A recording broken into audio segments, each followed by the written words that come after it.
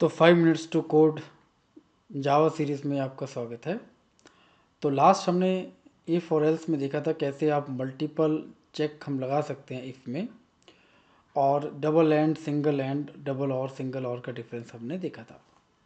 तो आज इस इफ़ ट्यूटोरियल को हम आगे बढ़ाते हैं। अगर हमने इफ़ मल्टीपल कंडीशन में लिखी है, जैसे कि मार्क्स अगर ग्रेटर देन 40 है और अटेंडेंस ग्रेटर देन 40 है, तो हम लोग प्रिंट कर रहे हैं पास, नहीं तो हम लोग प्रिंट कर रहे हैं फेल।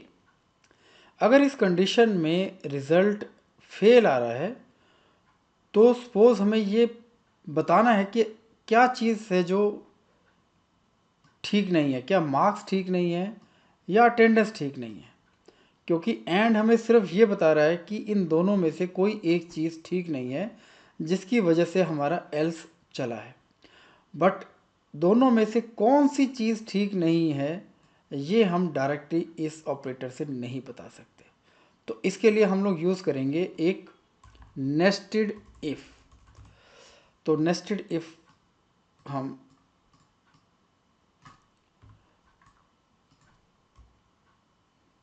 आज का ट्यूटोरियल हमारा रहेगा नेस्टेड इफ़ पे।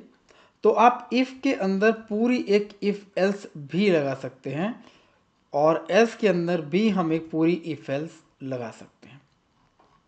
तो पहले हम सिर्फ इफ़ वाले कोड को ध्यान से देखें।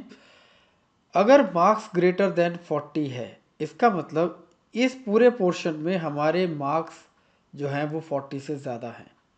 अब हमें यहाँ पे चेक करना है attendance.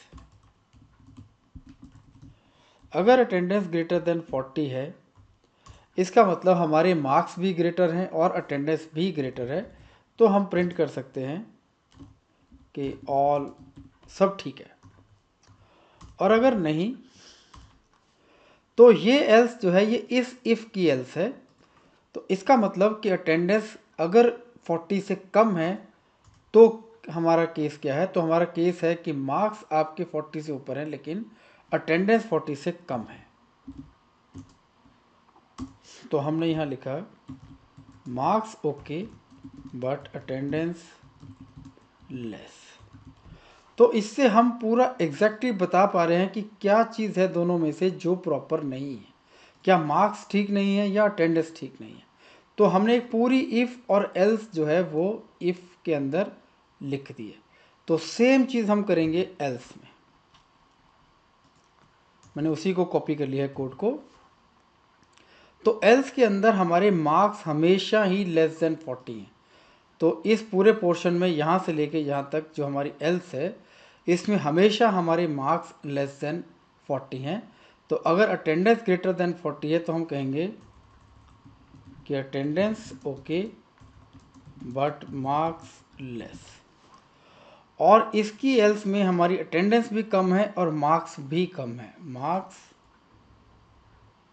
And attendance both less. तो ये हमने लगाई है नेस्टेड इफ़।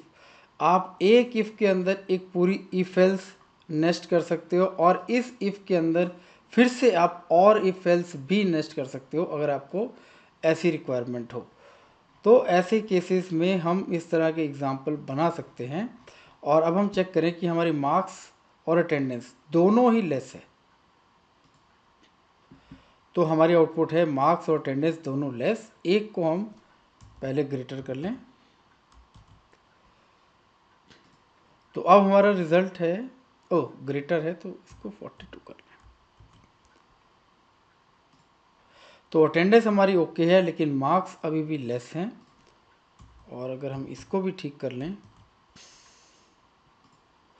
तो सारा कोड हमारा सही है।